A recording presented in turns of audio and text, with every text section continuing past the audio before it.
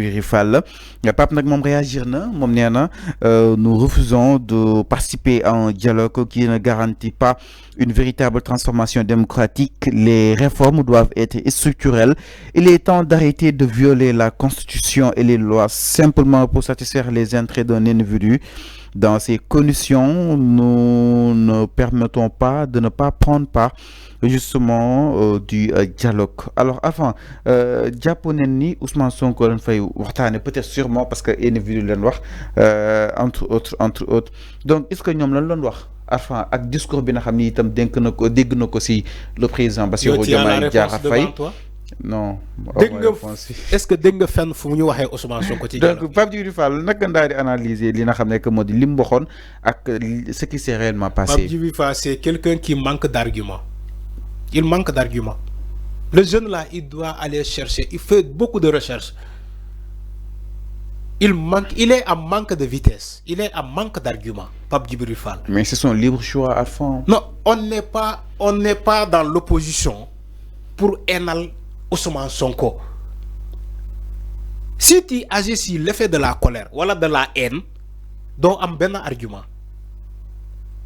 Li ma lay wax ni exemple jëlal yow sa bopp Fallou boo meree da ngay manquer argument boo meree di nga wax ay affaire ba pare nga rëccu ko parce que da nga mer moment boobu amoo benn argument lu ñëw ci sa bopp rek moom ngay génne loolu moo dal le jeune Pape Djibril Fall il est en manque d'argument amul benn argument mooy dégg naa benn nit wax na ma ni ñi doon yuuxu ne le ñu ne waa Casamance la ñu dañuy voter Ousmane Sonko parce que Casamance la ñuy dëgg yooyu kese lay wax ay wax yu daanu saret yooyu dégg naa il n'assume jamais Pape Djibril Fall mooy quelqu'un qui n'assume jamais sa position day toog di naan way dégg naa ne benn nit sax wax na ma bi ma demee Touba ñu ne ma bu ma demee Thiès xale yi ne ma yow la ñuy yaakaar de yow yaay suñu dernier espoir loolu kese lay wax bu waxulee loolu day ñëw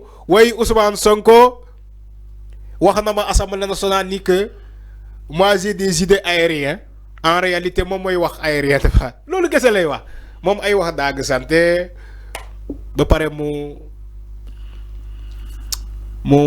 mais avant mu def lii mais avant màcc tuuti mu waxaat loolu kese la loolu kese la Pape Djibril Fall ak lépp lu mën a xew sa naataango wala amul benn ambition sa confrère la ak lépp lu mën a xew moom moo wax ba wax ni man ñun suñu engagement ci politique du pour nekk président du pour nekk ministre donc yow tu n'es pas ambitieux il faut laisser la politique et retourner en classe.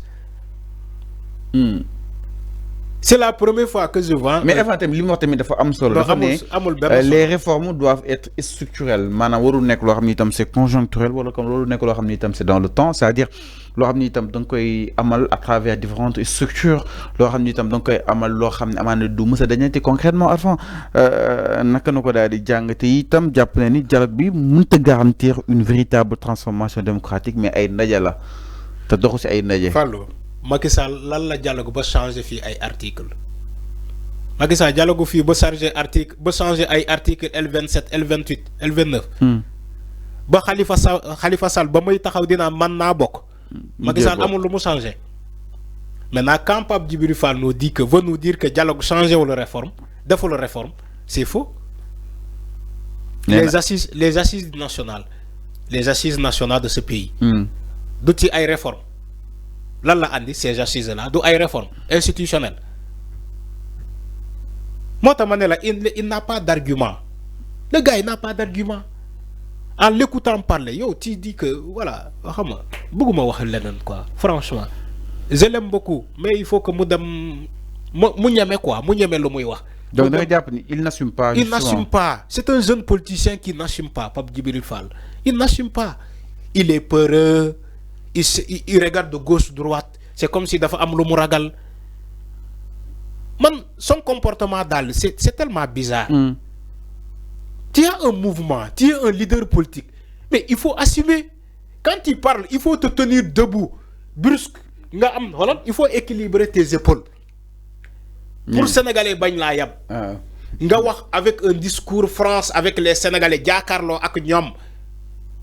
Mets-toi à l'aise. Donc sur la forme da nga jàmm dafa am. Mets-toi à l'aise. Mais quand Pape Djibril Fall est devant les micros muy wax. di gestu mel ni ku mu ragal. léeg-léeg mu xool bëtiitaa nga ne waaw kii. dafa bay jaamour. nga ne kii waaw kii lu muy def nii mooy la. mais nii un bébé je sais pas. mu ne non ñun engagé wuñu politique pour être ministre pour être président de la République. Mais c'est comme ça qu'il ñun dañoo engagé politique transmet ses émotions. Comment tu peux t'engager en politique pour faire quoi? Laisser la politique et retourner en classe comme. Tu laisses la politique, tu retournes en classe. Ou bien tu retournes sur émission Diakarlo. Si tu ne t'es pas engagé en politique avec une ambition, parce que n'est que président, quelqu'un qui est en politique, il m'a dit, je veux devenir le président de la République du Sénégal. Ah, les gens aiment ce gars-là. Je veux devenir premier ministre un jour. Je veux devenir un ministre un jour. Les gars, attention, le jeune là, il a de l'ambition. C'est comme si man Arfan, je m'engage aujourd'hui en politique, je crée mon mouvement, Matahaone Sénégalais, écoutez, man Arfan, je veux devenir le président de la République de tous les Sénégalais. Mais Sénégalais, mais le jeune là, il a de l'ambition. Hein? Mais il est courageux, hein, le jeune là. Sénégalais, man Arfan, j'ai créé un mouvement. Je veux devenir député à l'Assemblée nationale. Les gens vont dire que mais le jeune là, il est courageux. Hein? Okay. Il a de l'ambition. Hein? Man Arfan, j'ai créé un mouvement. Je veux devenir ministre. Les gars disent, mais ils applaudissent. Ils disent, mais il a de l'ambition. Mais Pape Djibril Fall qui crée un mouvement, il dit, nous, notre engagement en politique, n'est pas pour être ministre, n'est pas pour être président. J'ai dit, oh. Il a loupé. Je l'ai écouté solennellement. J'ai dit, oh, il a loupé. Il a loupé. Il a joué. Donc, il bien un personnage, mais il déposer la candidature en sélection présidentielle. Il a joué et il a perdu. Quand il est devant des gens, je ne sais pas ces gens-là, il y a conseiller politique, il y a cellule de communication. Il y a une cellule de communication. Comment un chef de mouvement organise point de presse? Non, c'est un engagement politique, n'est pas pour être ministre, n'est pas pour être président. Non, je dis, mais le gars, non, il faut arrêter ce que tu dis là, ouais. Ouais, ici. Fallo. Bye. Non, Nabaye, Pape Djibril Fall n'est pas fait pour la politique. Il est émotionnel, il est sentimental. Non, na delluwaat ci presse bi. Fofu moy kiyam, fofu moy place am. Non, je t'assure, Fallou. Fallou, je suis né dans une famille politique. Okay. Man xaliss politique lañ bañ jëndé boy. Fallou, l'ancien député Bakary Djilé Koli. Sénégalais yi may sétane am nañu ko xam. Sama mam la. Bakary Djilé Koli, le député, l'ancien directeur de COSEC, des bourses en France. Bakary Djilé Koli, ku ko xam sama mam la. Ñun on est né dans une famille politique. Je me rappelle ci moment ba muy nek ci jamonom tous les Landing Savané yi ngay gis ni à JPADS kër ga lañuy ñëw di réunion. Les Landing Savané que tu vois là, ils viennent à la maison de tenir cette réunion wa PDS wa And Jëf. Ba ñu ñëwé ces leaders là xam lan lañuy may ay bonbons ñom Landing Savané le tout ça. On est né, je suis né dans la politique. Donc en termes de maturité politique, Pape Djibril Fall n'est pas mature en politique. Quand il l'écoute parler, tu sais que le gars là, il n'est pas prêt. Après tant d'années, il n'est pas prêt. Il n'a qu'à laisser la politique. Par exemple, Bougan, quand il parle, il assume ce qu'il dit.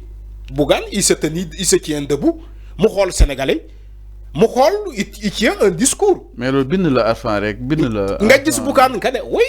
même si tu n'es pas d'accord avec Bougane. mais tu sais que Bougane ce qu'il dit. mais y en a des gens il a assumé la mais y en a des gens qui sont calmes de nature. Comment mais y en a qui sont calmes de nature. Quand Pape Djibril Fall. il parle il n'assume pas il dit oui dégg naa nit dem naa Touba dem naa kii ñiin wax ma kii wax ma lii. kon dégg naa bi la war a bàyyi. non na bàyyi loolu quand même. leader comme leader am na yoo xam ne wutuuru ko yëkkii. non waru la il faut assumer ce que tu dis. ba pare tiens-toi debout avec des épaules équilibrées. Sénégalais xam ni que góor nga. arrêtez. non mais quand même. Je l'aime beaucoup mais je n'admire pas son comportement. son discours. C'est tellement c'est dafa ndaw quoi. C'est élémentaire. Donc il faut incarner justement pour mbubu policier pour nga se mën a exceller. Mais l'exemple man joxewuma ko. Mais regarde le gars quand il est allé à l'Assemblée nationale mon Pape Djibril Fall il parle Ousmane Sonko premier ministre. Qui était assis de très loin. Pape Djibril Fall nekk ci perchoir bi di wax premier ministre ñoo ne ko tu parles aérien. Loolu humiliation la. Qui un leader de mouvement. Mais est-ce que le Sonko on ko wax tamit nak. Parce que le gars il parle des choses tellement enfantines. Sonko tamit dawul enfantine. Excusez-moi. Moi ta Ousmane Sonko ni ko li ngay wax ni c'est tellement aérien. Parce que bébé bu ndaw la ko jappé bébé xalé moy wax ces choses là. Na changer comportement. Je l'aime beaucoup. Il doit changer ou bien laisser la politique et retourner sur les micros. Alors mi ngi noonu par rapport ak mbiru ki nga xam ne que moo di justement kii Pape Djibril Fall sortie bi nga xam ni itam def na ko si alors Arfan daaj ñëw si leneen itam si réduction bi la ñu daal di tab bi daal di jëm ginnaaw pàcc bu